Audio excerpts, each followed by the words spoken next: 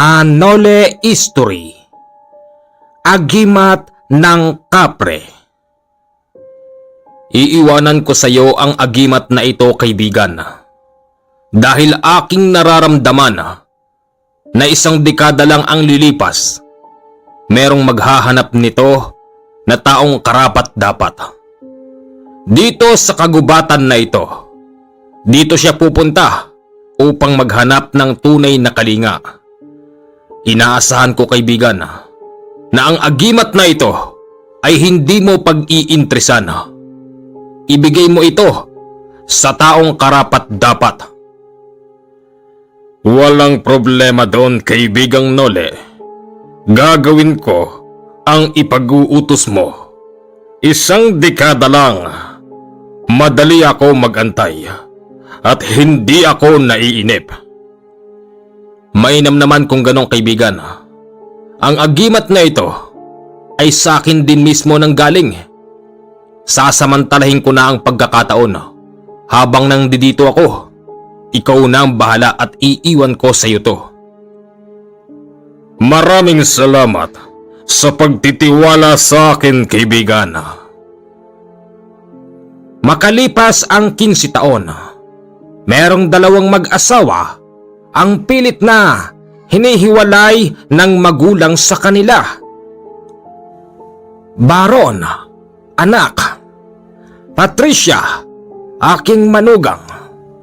Hindi naman sa pinagtatabuyan ko kayo. Kasi nakita nyo naman na wala akong pwedeng ipagmalaki sa inyo. Baron, anak. Alam mo naman na meron pa akong natitirang lupain. Bakit hindi na lang kayo bumukod?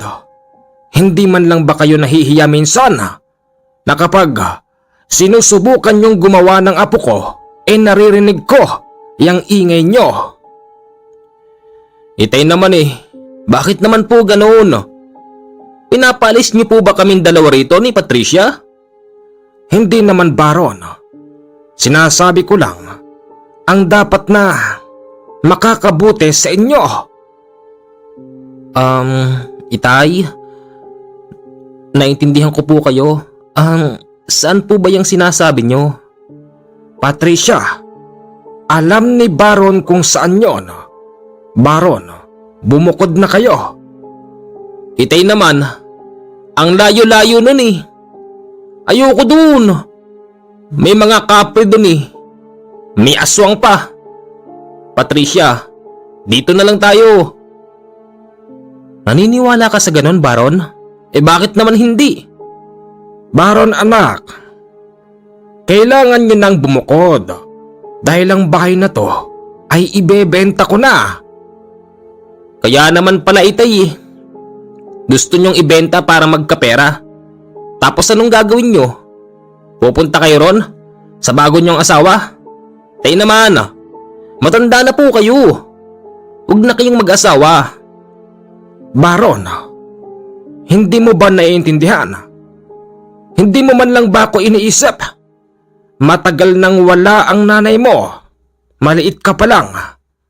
Anak, meron akong gustong mahalin na sa pakawari ko'y siya na ang makakasama ko ng panghabang buhay. Anak, pagbigyan mo naman ako.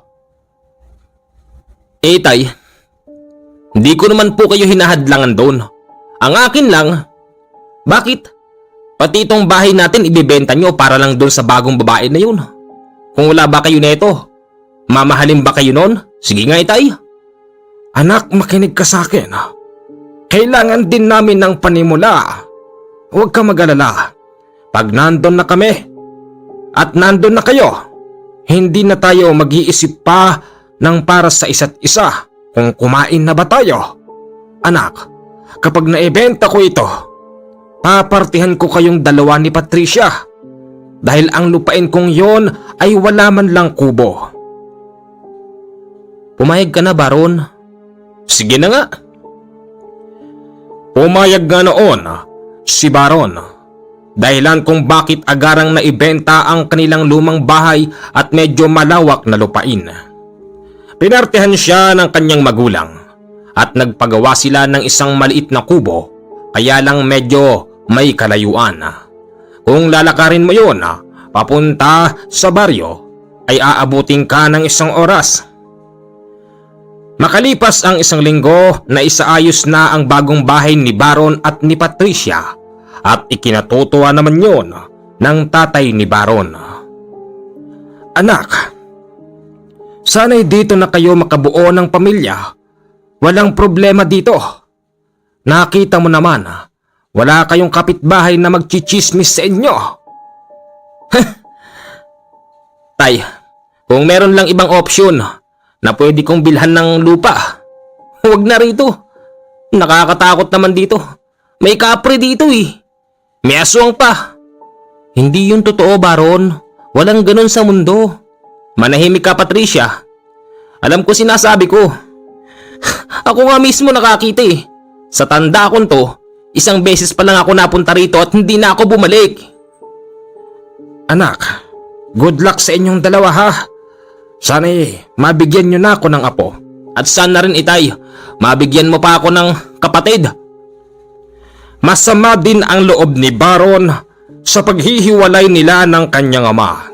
Dahil nga nag-iisa na lang siyang anak noon at yung ibang mga kapatid ni Baron ay mga nagsigsimatayan na ng halos sunod-sunod.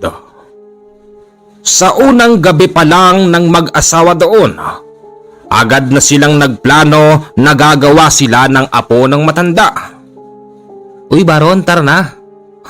Nandyan na! Agad na nilundag ni Baron ang kanyang asawa. Pero nung mga oras na yon, ang kaibigang kapre ni Canole ay nakamasid. Maganda kasi si Patricia. Ganon pa man, hindi niya pwedeng ibigin yon. Dahil meron ng asawa si Patricia, yun nga si Baron. At higit sa lahat, hindi sila magkauri.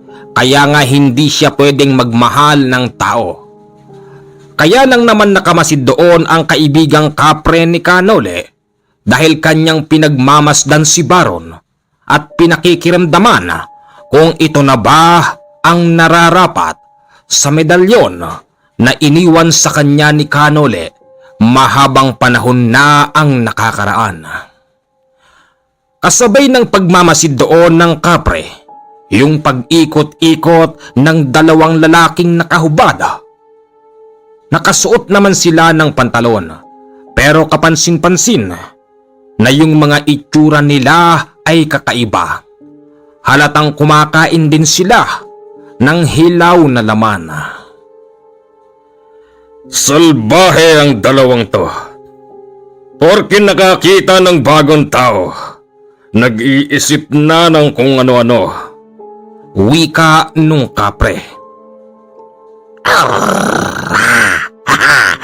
Pagkain! Pagkain! Napakamalas niyong 2 at dito pa talaga kayo tumira. Wika ng isang lalaking aswang. Pagkain ngayon, pagkain, akin yung babae. Sabi naman nung isa. Anong sayo? Akin yung babae. Siya ang gusto ko. Nagtatalo pa ang 2 lalaki. Pero hindi pa sila sumalakay nung oras na yon. At kumukuha pa sila ng tiyempo at nang sa ganun, makuha nila ng madalian ang mag-asawa. Hindi ako papayag na makukuha nyo ang mag-asawa. Hindi man ang isa sa kanila ang karapat-dapat. Pero pipigilan ko ang mga nais nyong gawin. Wika nung kapre na wala namang nakakadinig sa kanyang sinasabi. Sa loob ng 1 linggo na paninirahan ni Baron at ni Patricia sa lugar na liblib, naranasan na nilang magtabas-tabas sa paligid. Hindi lang kasi yung binakuran ang pagmamay-ari nila, meron pa sa gawing norte. Uy Baron, uminom ka muna ng tubig. Salamat ha. Walang kaalam-alam ang mag-asawang Baron at Patricia na halos araw-araw ay nakamasid sa kanila ang dalawang aswang na nakahubad. Halos iginugol na ng dalawang yon ang kanilang oras sa pagmamasid hanggang sa naaral na nilang dalawa kung ano ang ginagawa ng mag-asawa at kung ano ba ang laman ng kanilang bahay. Isa rin kasi yon sa kanilang inaaral kung meron bang mga matatalim na bagay, kung meron bang asin at kung meron bang bawang. Tinitignan din nila kung meron bang pangontras sa bahay, pero napakaluwag ng bahay nila lahat, wala roon. Ang tanging magiging sandata lang nila yung ginagamit ni Baron na panabas ng damo sa paligid ng bahay. Isang gabi, yung dalawang lalaki ay nakadapo malapit sa bahay ng mag-asawa. Nakapabaligtad pa silang dalawa habang pinagmamasdan ang ginagawa ng mag-asawa. Tumutulo ang laway ng isa at nagwiwika sa pabulong na,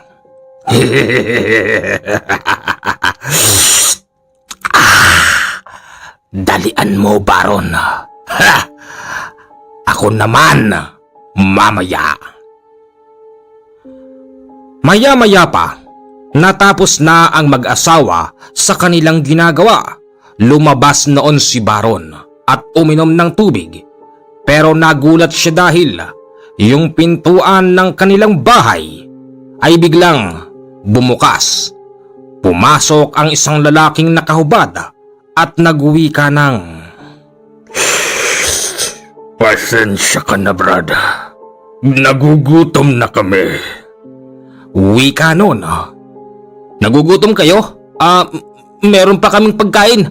Heto, sa'yo na lang to, kaibigan."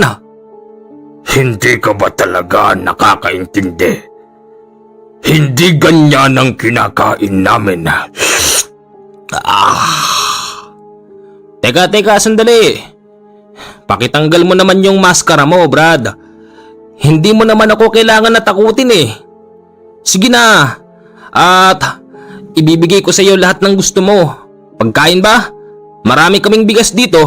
Meron din kaming mga nakaimbak na manok at baboy doon sa kawa. Pagpasensya mo na lang ng konti kasi may amoy eh. Dahil pinauusukan namin yun. Tapos kapag umaaraw, pinaarawan namin yun para lang hindi masira at nang hindi uurin. Kaibigan, pakitanggal mo na yung maskara mo at medyo nasisindak na ako sa'yo. Maya-maya pa, si Patricia ay nagsisisigaw sa loob. Dali-daling tumakbo roon si Baron at nakita niyang may lalaking nakasakal sa kanyang asawa. "Oh, isa ka pa. Kaibigan, wag naman ganyan. Saan ka dumaan, kaibigan?" Dumaan? Doon sa itaas. Kanina ko pa kayo pinagmamasdan. Laway na ako. Pasensya ka na. Pero hihingin ko muna yung asawa mo. Ibabalik ko din.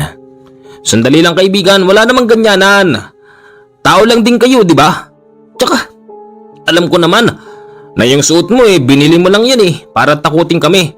Kung gusto nyo ng pagkain, Sinaksak pala sa likuran si Baron ng isang lalaking kausap niya kanina. Kunin mo na yan at akin ang lalaki. Binitbit silang dalawa. Nung papalabas na sila ay biglang tumilapon yung dalawang lalaking nakahubad. Kasabay nun ang pagbitaw nila sa mag-asawa. Bakit mo ako sinipa? Hindi kita sinipa. Hindi. Nagtatalo pa ang dalawang lalaki dahil akala nila'y nagsipaan sila. Pero ang hindi nila alam, yung kaibigan ni Kanole na kapre ay naroroon na. Agad na nilapatan ng lunas ng kaibigan ni Kanole etong si Baron dahil nga may saksak siya sa likuran. Iba ang panglunas ng mga kapre. Mas matindi ito kesa sa panglunas na gamot ng mga tao. Maniwala kayo o hindi, yung sugat sa likuran ni Baron ay agad na naghilom.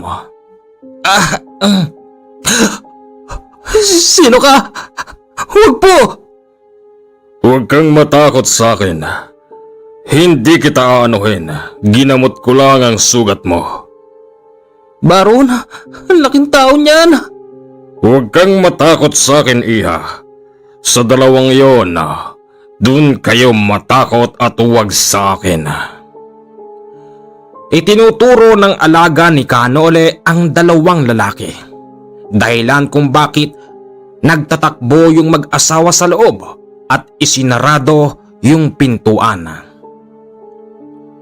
Kayong dalawa, hindi ba kayo magmamakaawa para sa mga buhay nyo? Lumuhod kayong dalawa dyan. At bakit kami luluhod? At sino ka ba? Isa ka lang nilalang. Kami tao. Mga tao nga kayo, pero parehas kayong walang silbi. Sinugod ng dalawang lalaking nakahubad ang kapre. Pero agad yun nawala sa kanilang harapan. Nagpaikot-ikot pa ang dalawang yon upang mahanap lang yung kalaban nila. Hanggang sa maya-maya pa, yung isa roon ay nadakma ng kapre at hinampas ng 3 ulit sa lupa. Anong ginawa mo sa kanya? Simple lang ang gusto kong mangyari. Teka nga, bakit ba nakikialam ka? Ha? Ano mo ba ang dalawang yon? Hindi ko sila kakilala. Pero, yung isa roon ay kakaibiganin ko para makatulong at nang masupil ang mga katulad nyo. Hindi maintindihan ng dalawang aswang ang sinasabi ng kapre. Nang dahil doon sinugod na naman siya, pero agad itong nawawala. Hanggang sa napagod na lang ang dalawang lalaki at sumuko. Lumayas na lang sila nung mga oras na yon. Tapos pinahabulan sila ng salita ng kapre. Huwag na kayong babalik dito. Sa susunod na pagbalik nyo, hindi lang yan ang mangyayari sa inyo.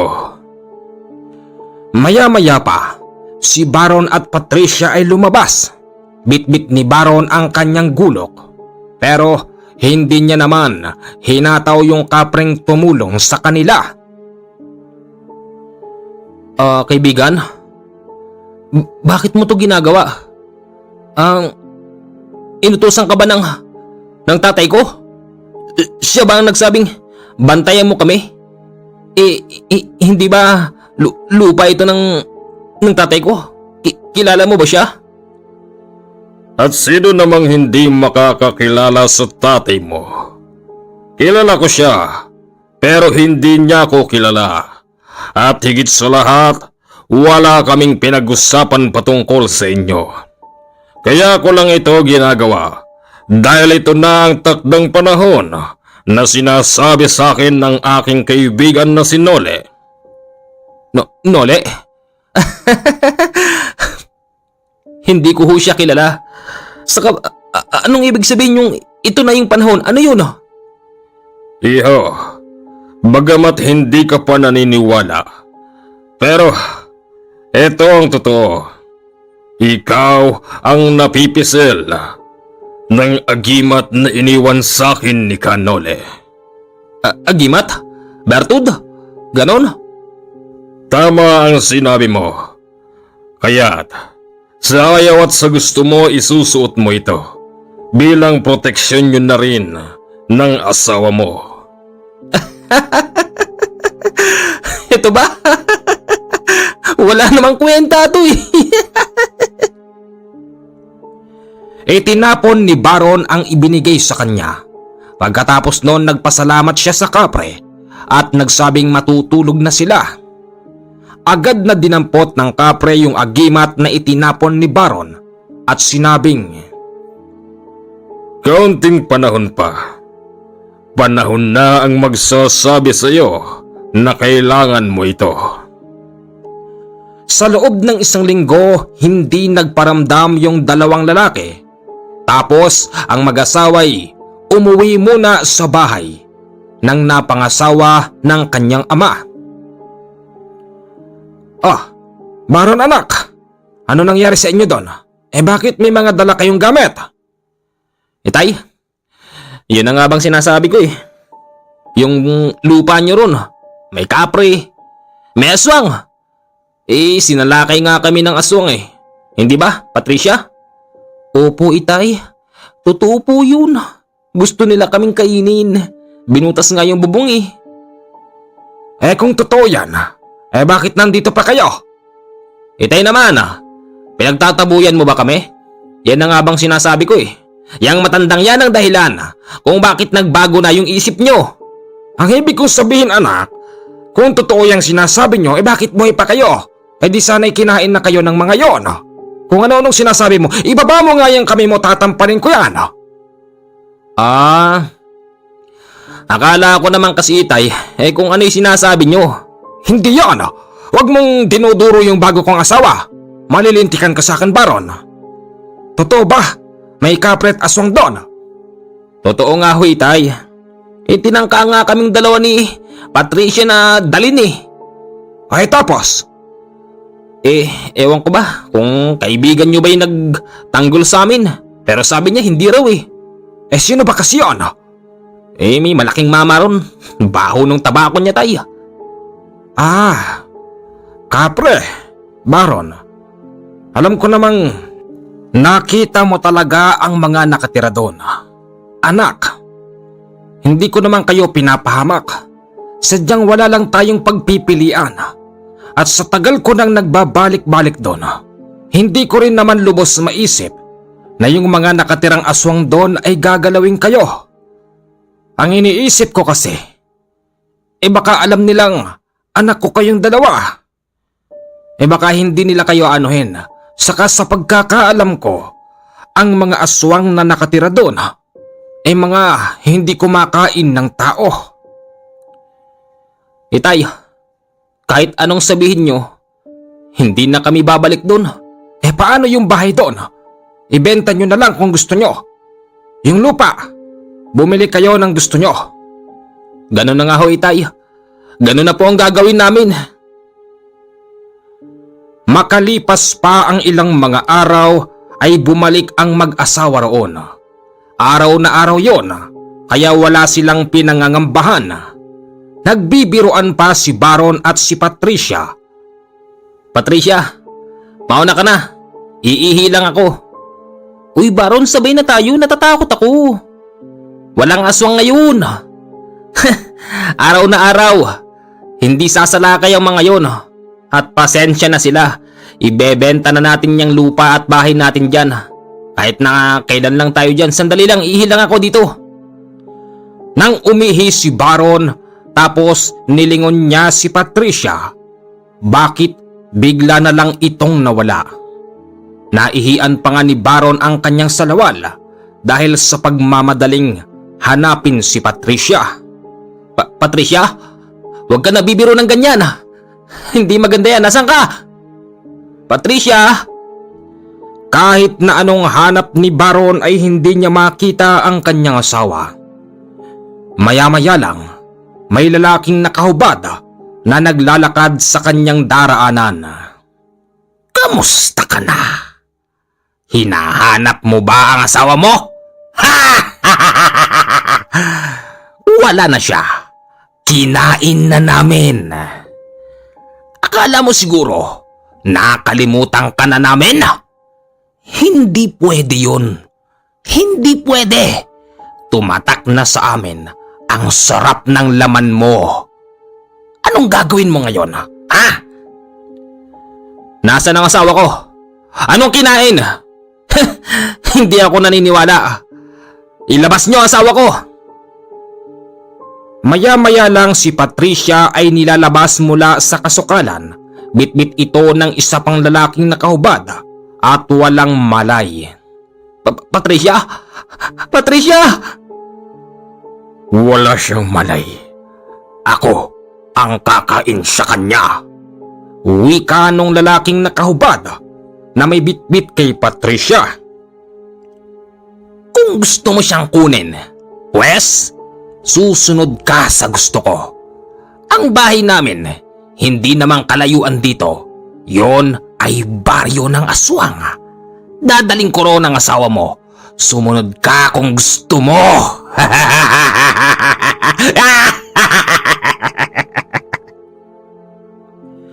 Mabilis na nawala sa paningin ni Baron ang dalawang lalaki bitbit si Patricia.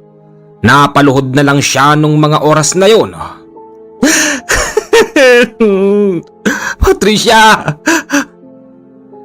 Napaisip si Baron na sundan sila, pero dumaan muna siya sa kanyang kubo at labis ang pagkagulat niya dahil yung kubo niya ay giba-giba na. Hinanap niya ang kanyang itak pero wala na rin yun. Yung mga baso at plato nila ay nagkalat sa labas. Maging ang kanilang kama ay nawarak. Nakabuwal din yung isang poste ng bahay. Tanggalang pintuan at bintana at ang kanilang lutuan ay naghiwa-hiwalay. Ganon kasama ang sinapit ng iniwan nilang bahay. May araw din kayo sa akin. Nadagdagan ang kalungkutan ni Baron. Ganon pa man, matapang siyang lumakad pa rin papunta sa gawiroon. Bit-bit ang isang kahoy na putol. Ibalik niyo si Patricia. Maya-maya lang, napatapat siya sa isang malaking puno kung saan biglang may bumalikwas na isang lalaking matangkad tapos nananabako. Ikaw na naman? Nagpakita ka na naman. Padaanin mo ko.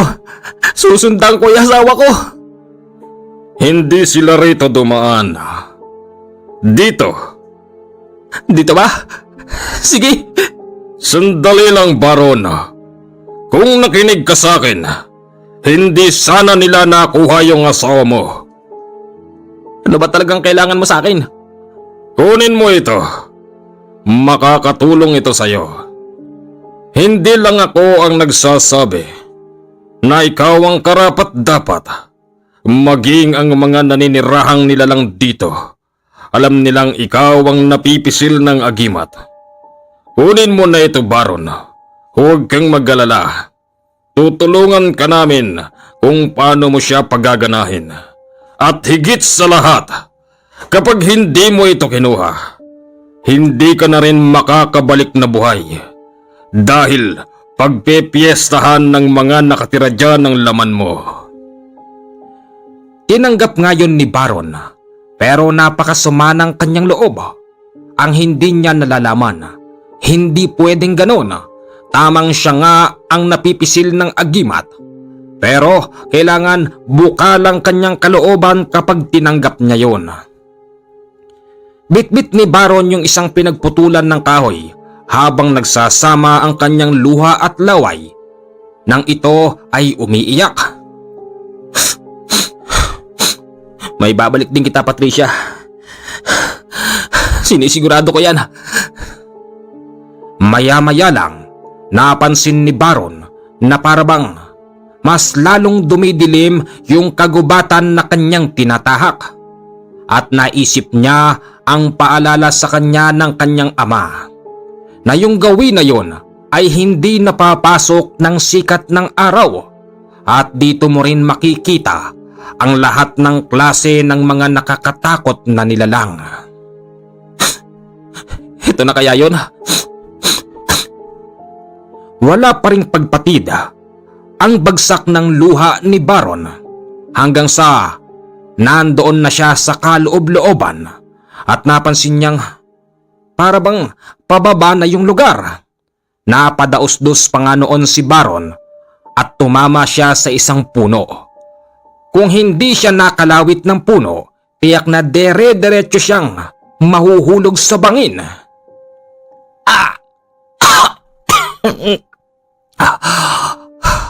Ang taas nito .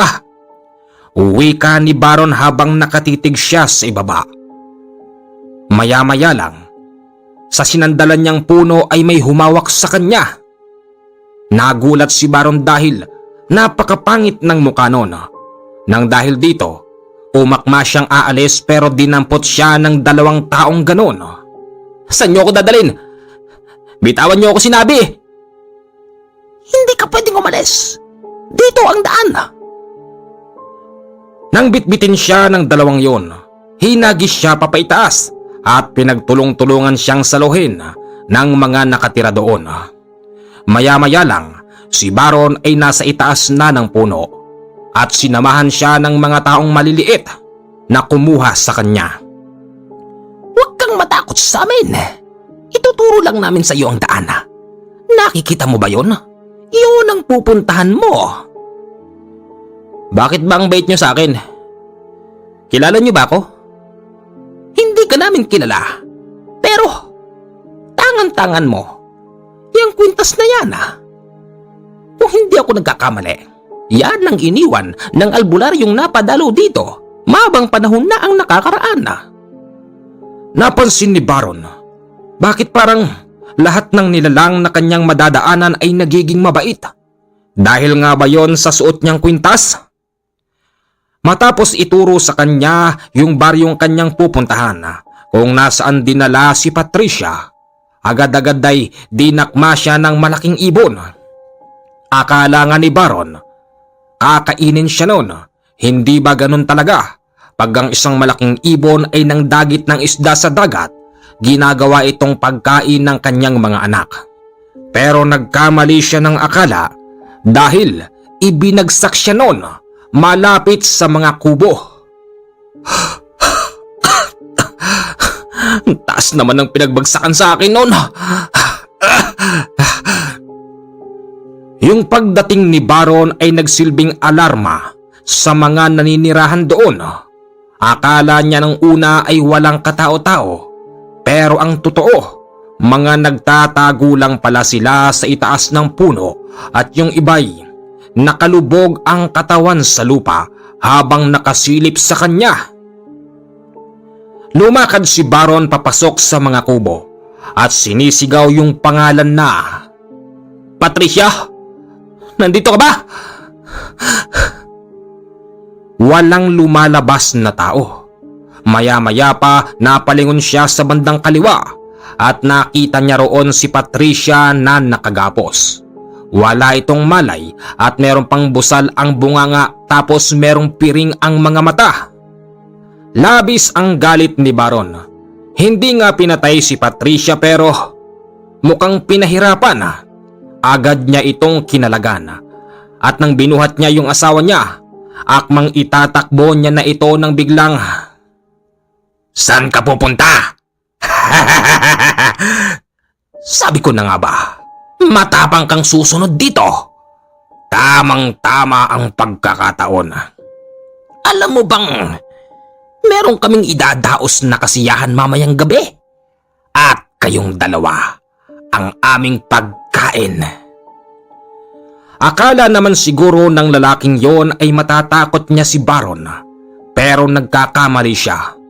Dahil sa unang pagkakataon, pinagmalaki ni Baron yung suot-suot niyang agimat at sinabing, "Hindi mo ako kaya. Meron ako nito. Ito ay bigay sa akin ng albularyo. At kahit na hindi ko to alam gamitin, alam kong merong poprotekta sa akin. Sige, subukan nyo." Tinawanan siya ng mga tao sa paligid at sinabing, Yang suot mo ay isa lamang bakal na walang silbi. Ibigay mo sa akin yan. Ibigay mo sa akin at pakakawalan ka na namin kayo ng asawa mo. Muntik nang mauto si Baron ng lalaking nagsasalita.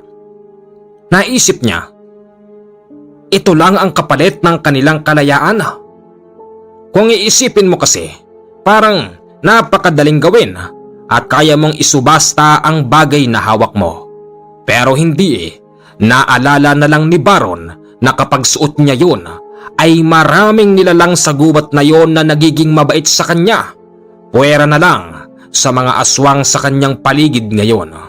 At naisip din ni Baron na hindi kaya't talagang takot ang mga taong yon sa suot niya kasi ito lang ang magiging kapalit ng kanilang buhay. Hindi kaya't talagang sobrang lakas ng kanyang kasuotan nang dahil doon ibinaba niya si Patricia at matikas na tumayo sa harap nila. Anong ibig sabihin yan, ha? Lalabang ka sa amin? Nang dahil dyan? Hindi yan pwede sa amin, Brad. Hindi yan pwede. Kaya't isuko mo na yung katawan mo. Tanggapin mo nang kayo ang hapunan namin mamayang gabi. Akin na yan. Lalapit na si Baron paunti-unti habang hawak-hawak niya ang agimat na binigay nung kapre. Paglapit niya, agad niyang sinuntok yung ulo ng isa. Maniwala kayo o hindi, naghiwalay ang ulo nun at katawan. Kasunod nun, yung pagsugod pa ng dalawa. Sa tuwing bibirahin ni Baron yung katawan ng mga tao ay nabubutas yun na para bang merong matalim na bagay sa kanyang kamao. 3 na ang nalalagas sa lahi ng mga kalaban niya. Tapos, nag-atrasan na yung iba. Bakit kayo matras? Kala ko ba matatapang kayo? Sugod! Ngayon, alam ko na kung paano tong gamitin. Alam ko na, kaya humanda kayo. Biglang nagsigsipulasan yung iba at nagsigsiwalaan. Akala ni Baron ay free na siya nung mga oras na yon. Binitbit niya si Patricia. At nung papalabas na sila biglang, Hindi pa kayo pwedeng umalis. Kung natakot nyo ang isang lahi, pues kami, hindi. At sino ka naman? Gusto mo bang matulad doon sa mga yon? Iba ang gabunan sa kanila. Anong gabunan? Meron bang pagkakaiba yon? Alahi mo lang niyon. Siguro, pag natamasa mo lakas nitong suot ko, matutulad ka sa kanila. Matapang pa rin na nagsasasagot si Baron. Pero ang totoo noon, yung kaharap niya ay sadyang malakas. Dahil ito ay isang gabunan. Hindi katulad ng mga binigwasan niya. Mga wala namang silbi yun kung tutuusin. Ang kayang takutin lang ng mga yon, yung mga inosenteng tao. Pero yung kaharap ngayon ni Baron, tiyak na hindi siya uubra. Lalong-lalo na kung kulang siya sa kaalaman. At kung aasa lang siya sa kasuotan niya na hindi niya pa kabisado, tiyak na mamamatay si Baron. Ibinaba niya si Patricia at sinugod niya ang lalaking nasa harapan niya. Ang napansin ni Baron ay napakabilis ng pagkilos ng taong yon. Naanimoy, baliwala lang yung pang-aatake niya. Hanggang sa napagod na lang si Baron at sinabing,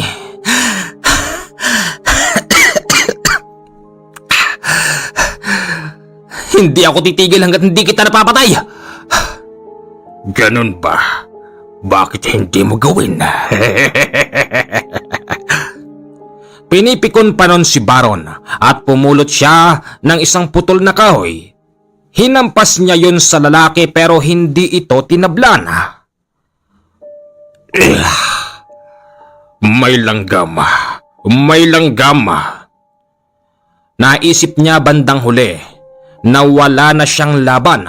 Kahit anumang pang-aatake ay hindi tinatablan ang taong yon. Ito ba kailangan mo? Ito? Oo. Nailigtas ako neto kanina pero kung ito kailangan mo, kunin mo. Ibibigay ko to sa'yo. Paraanin mo lang kami. Hindi ko yan kailangan. At kung gusto kong kunin sa'yo yan, kayang-kaya ko yung gawin. Pero ang importante sa akin ngayon, pagkain. Pagkain? Kami ng asawa ko? Kayo nga. Kaya tanggapin mo na ang kamatayan mo ngayon. Dinakma si Baron ng mabilisan ng 2 lalaki. Kasabay noon ang pagbitbit pa ng 2 kay Patricia at muli silang iginapos. Habang nangyayari yon, yung kaibigan ni Kanole ay nakamasid lang at tinatawag na siya. Meron pang oras dahil ilang araw pa ang palilipasin bago dumating ang isasagawa nilang selebrasyon. Makalipas ang 2 araw, nariyan na si Kanole at agad niyang kinausap ang kanyang kaibigan. Kung ganon, nakita mo na pala yung karapat-dapat, kaibigan? Ano nangyari? Paano siya nahuli ng mga yon? Makulit siya, kaibigan. Tinanggap man niya ang agimat. Ang problema, tinatawanan lang niya yon. Ano? Kaya naman pala. Hindi bale. Nasaan sila? Nandoon sa bahay nilang pinagtalian sa kanila. Mamayang gabi na ang pagdadaos ng mga taong yon. Kailangan abutan natin sila ng buhay. Nagtungo nga sila roon at inabot sila ng hapon dahil nililigaw pa sila ng mga engkanto sa paligid. Yan ang bahay na pinagtalian sa kanila. Sa kaliwa, nariyan si Baron at sa kanan naman yung asawa. Maya-maya lang, natitiyak kong magdaratingan na ang ibang mga bisita at sisimulan na nila ang pangangatay. Kaibigan, gumawa na tayo ng paraan. Dito ka lang, kaibigan. Pero paano ka? Hayaan mo ako. Kayang-kaya ko to. Pumasok si Kanole doon ng walang alinlangan sa baryong kinatatakutan. At yung mga nakakita sa kanya ay hindi nakakibo ni hindi man lang siyang magawang sitahin. Dere-derecho siya sa 2 nakatali. Tapos nakatingin na lang sa kanya ng pirmes ang mga tao doon. Yung isa pa nga, nasusunog na ng apoy yung mahaba niyang buhok. Natawa na lang si Kanole dahil lahat sila ay hindi makakilos maliban lang sa isa. Kukunin ko na si Baron at Patricia. Ang sino mang tututol, mamamatay. Wika ni Kanole sa kanila. Yung isa naman ay tuluyan ng nasunog dahil nga hindi siya makagalaw. O ayan, amoy na amoy nyo yung inihaw na laman. Kainin nyo yung kapwa nyo. Napakabango kasi ng amoy pala ng inihaw na laman ng tao. Maniwala kayo o hindi, parang nawalan ng isip ang mga tao ron, kaya yung kapwa nilang naihaw ay agad nilang nilantakan. Wala na silang iniisip ng mga oras na yon, basta't ang gusto lang nila ay makakain. Halina kayo, Baron, Patricia. Saan mo sila dadalhin? At sino ka para gawin sa amin to? Sino ko? Gusto mong malaman? Nolesto, taga Gitnang Luzon. Ano? O bakit ka matras? Halika rito. Mag-usap tayo. Alam mo, marami na akong taong pinagbigyan ng pagkakataon para magbago eh. Pero sa palagay ko, ikaw, wala ka ng pag-asang magbago. Teka sandali. Huwag kang lumapit sa akin. At bakit naman hindi? Ikaw ang lumapit. Halika rito. Tignan mo yung lahi mo. Nilalantakan nila yung kapwa nyo. Ganyang kayo kawalang isip. Tatanungin kita. Yung mga kapwa mo rito, ikaw ba ang namumuno? Sagot! Oho! May hinang mga aswang lang ang mga nakatira dito. Kaya pala naiisip ko eh. Anong klaseng lahi ang namumuno sa kanila? Ikaw pala. Isa kang gabunan, di ba? At ang mga tao rito ay simple lang din. Mahinang nila lang kung tutusin. Pero pinamumunuan mo at sinisira mo ang buhay nila. Meron pa hubang paraan para magbago kami? Marami. Hindi nyo na kailangan pa ng tao para makapagpabago sa inyo. Kung tutuusin lang kayo lang kaya niyong gawin yun pero mukhang ayaw mo lang Nang dahil dyan, kailangan mo munang mamatay. Wag ho. Wag naman ho. Anong wag? Maya-maya pa, yung mismong namumuno sa kanila ay dinampot sa leeg ni Canole. Kasabay nun, ang paghagis niya sa mga kapwa niyang nilalantakan yung kapwa nilang nasunog. Hindi rin siya nakilala ng mga taong yun, dahilan kung bakit siya pinagkakagat. Pero nang dahil sa malakas ang kanilang namumuno, tumilapon yung mga lahi niyang kumakain. Galit na galit ito habang sinasabi yung mga katagang, Hindi ka aalis dito. Magpapatayan tayo. Ganun sige. Sa pamamagitan ng isang suntok sa panga ay tumilapon sa kubo ang namumuno sa kanila.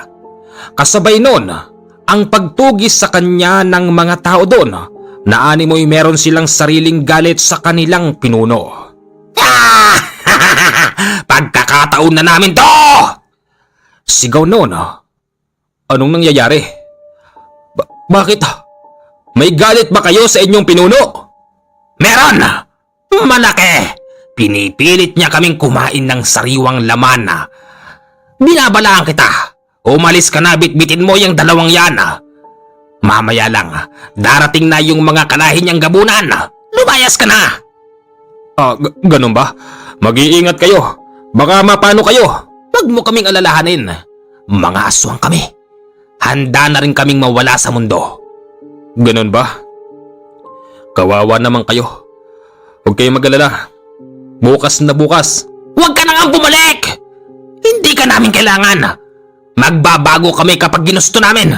Lumayas ka na rito. Dalian mo. Naaamoy ko sila. Malapit na sila. Hindi naman sa pinairal ni Canole ang kanyang kaduwagan. Pero umalis na sila bitbit yung mag-asawa. Sinalubong siya ng kanyang kaibigan at binitbit nun si Patricia. Tapos pumunta sila sa kubong sira-sira kung saan dati naninirahan ang mag-asawa. Anong nangyari, kaibigan? Bakit umalis ka roon? Kaibigan, hindi ko namang ginamit ang aking kaduwagan. Alam mo namang wala akong takot sa katawan. Inisip ko na lang yung mga paparating. Sa dami ng bilang nila, baka hindi ko malaman na isa sa mag-asawang to makuha nila. Pero yung agimat ay nasaan? Andito sa akin. Bumaon na sa katawan ito ni Baron, kaya hindi nila nakuha. Paanong bumaon? Bumaon ito sa katawan niya nang maglaban sila ng mga pinuno ng aswang. Ganon. Kakaiba pala. Pero nakuha mo. Nang mapadikit ako kay Baron, husay itong lumabas sa kanyang katawan. Napakahusay. Talagang mahusay.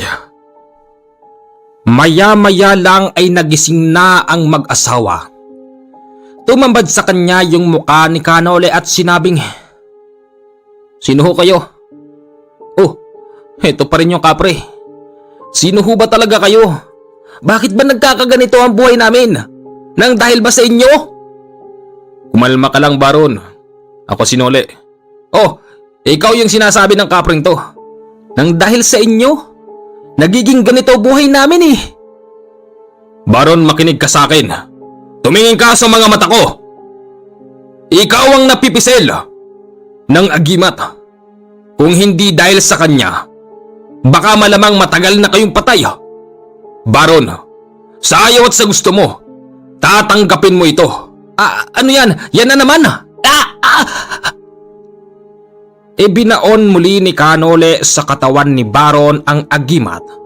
Bumaon yun nang hindi niya man lang hiniwaan yung dibdib.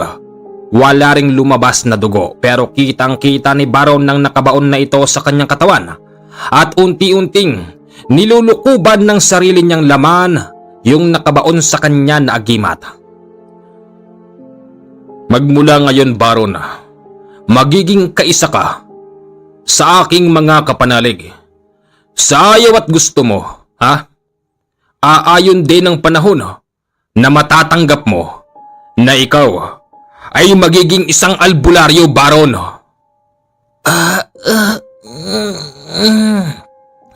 Bakit po ganoon? Bakit po nagkakaganon yung katawan ko? Parang... Anong nangyayari sa kanya, kaibigang Nole?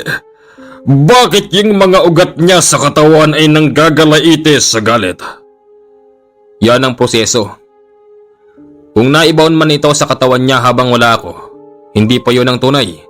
Mas pinili lang ng agimat na bumuon sa kanyang katawan para hindi madampot ng gabunan.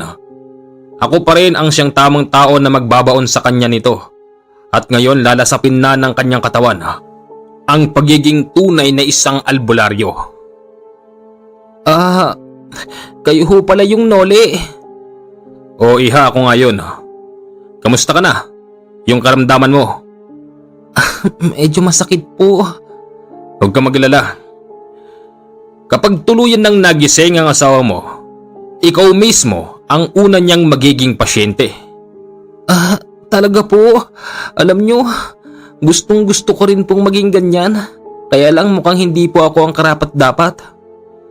Magmula ngayon, ang kaibigan ko ay magiging gabay ng asawa mo. Ito ang tandaan mo, Patricia. Pagising ng asawa mo, malaki na ang pagbabago sa kanya. Pati rin po ba ang pagmamahal sa akin? Hindi. Hindi yun. Hindi yung kasama. Magbabago siya. Tapos, mas pipiliin niyang manirahan dito at tumulong sa tao. Ayaw niyang merong maaargabyado. Yun ang pagbabago niya. At pansinin mo rin na ang asawa mo ay palaging mag-aaya sa simbahan sa tuwing merong simba.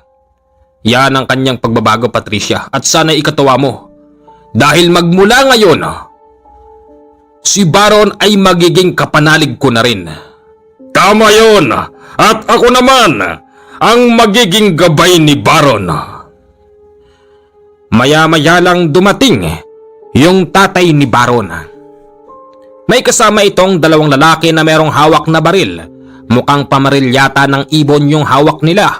Agad na pinutukan noon ng kapre, kaya ito nawala. Sino kayo? Ang ginagawa nyo rito? Teka nga, bakit ka ba namamaril, ha? Hoy, anong ginawa mo sa anak ko? Itay, kumalma lang po kayo. Meron lang po siyang ibinaon kay Baron para po tuluyan na gumaling yung katawan. Bakit? Ano nangyari sa kanya? Bakit nagpuro pa sa anak ko? Kasalukuyan na ginagamot ng ibinaon ko sa katawan ng anak mo yung mga sugat niya. Kaya kung ako sa'yo, yung baril mo,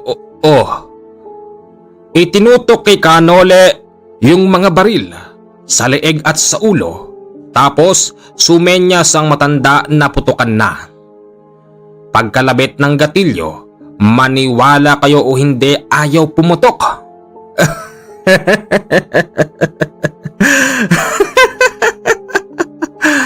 Ayaw pumutok, ano, tatang? Maya-maya pa, yung kaibigang kapre ni Kanole ay binitbit yung dalawang lalaking may baril. Hinagis sila sa hindi kalayuan at ang matandang tatay ni Baron ay biglang hinimatay sa takot dahil nakita niya ng malapitan ang itsura nung kapre. Uy, anong ginawa mo sa matanda? Natakot sa'yo! Dapat lang siyang takutin. Ayaw niyang magpapigil. Kayong dalawa, subukan niyong lumapit dito. Natakot yung dalawang lalaki kaya't nagtakbuhan na sila. Maya-maya lang nagising na si Baron at nakita niya ang kanyang ama. Tay, anong nangyari kay tatay? Maestro! Baron, hinimatay ang tatay mo pero huwag ka mag-alala. Ayos lang siya. Baron, sa pagkakatulog mo, alam kong ipinaintindi na sa'yo ng suot mong nakabaon sa'yo. Kung ano ka ba talaga? Kung ano ba ang papel mo sa mundo? Hindi ba, Baron, napunta ka sa isang maliwanag na lugar? At sinabi sa'yo roon kung ano ba ang mga dapat mong gawin. Kaya nga paggising mo tinawag mo akong maestro, di ba? At ang nagpakita sa'yo walang iba kung hindi ako. Yon ang ikatatlo kong wisyo na nagtatago sa sarili kong mundo. Gulat na gulat si Baron. Hindi siya makapaniwalang yung lugar na narating niya ay lugar pala ni Kanole. Talaga po, maestro. Maraming salamat po sa pagsalba niyo sa akin. Patricia! Inakap-akap niya si Patricia at sinabing magpasalamat sila kay Kanole at nagmula ngayon nalaman na ni Baron kung ano ba ang papel niya sa mundo. At nalaman niyang magmula noon magiging isa na siyang kapanalig. Tapos magmula noon siya ay papasan na ng problema ng mundo patungkol sa mga nangyayari sa paligid na gawa ng mga nilalang. Hanggang dito na lamang po ang ating kwento. Sana'y nag-enjoy po kayo. Medyo mahaba lang, pero yun nga ang maganda, hindi ba? Para hindi po kayo nabibitin sa ating mga kwento. Okay, salamat po.